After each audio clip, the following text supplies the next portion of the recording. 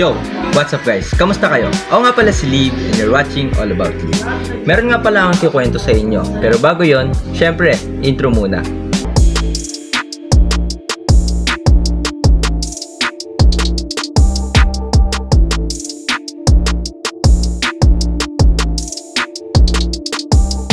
At ayun nga, kaganina nga nag-i-scroll ako sa may dati kong YouTube channel, which is yung Tisoy TV Vlogs. Kung hindi ko pa naikukwento sa inyo, meron din akong dating YouTube channel.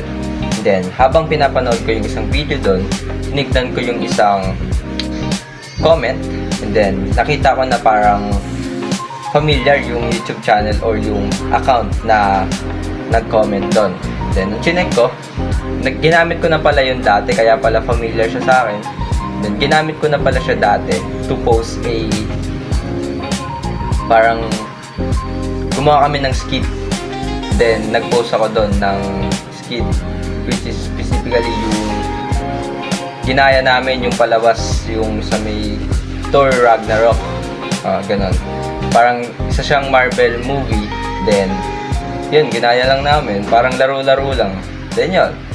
Ito na lang. Iano ko na yung video. At ayun nga. Ito nga yung intro pa nga yan ng ng studio ng yung movie na pinoportray namin dito. Yan, sinesetup ko pa yung cellphone dahil nga wala akong tripod dati.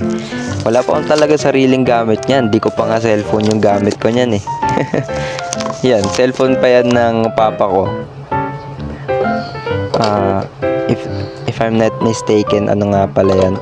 My phone nga pala yung cellphone na yun. Luma na talaga yan. Promise.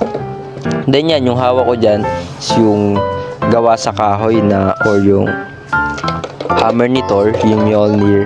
Yan. Ginawa ko lang yan out of plywood. Then yung handle ng map. Basta ano nyo na lang, kayo na bahala illustrate sa isip nyo. Then yan, di nga pala ako mag-isa dyan, kasama ko nga pala yung pinsan ko dyan, si Christian. If napanood or galing na rin kayo sa dati kong YouTube channel, yung Tisoy TV Vlogs, pinapakita ko rin siya doon. No, kasama ko rin siya doon dati sa mga vlogs ko. Kasabay ko nga rin pala siyang magkasabay rin kaming lumaki na rin, kaya halos close din talaga kami. Yan, dumating na nga siya. No.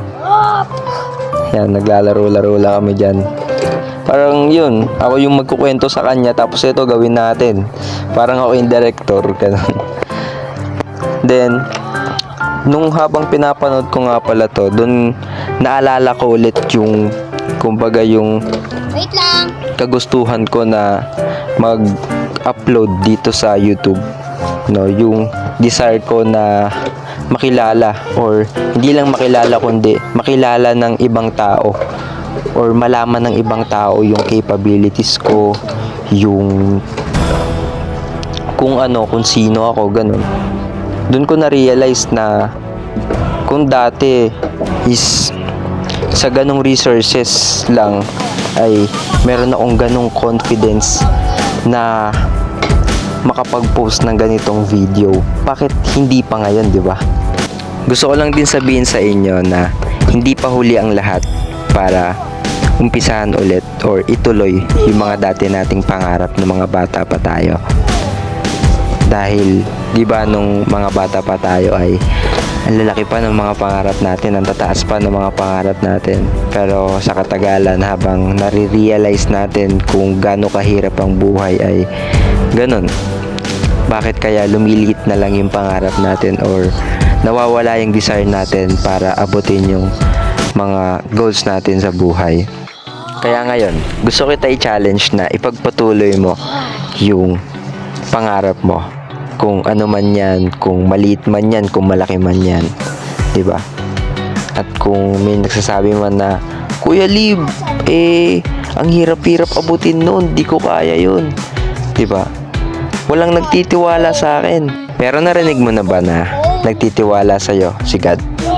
Sabi nga sa Romans 8:31, says here, what then we shall say to these things? If God is for us, who can be against us?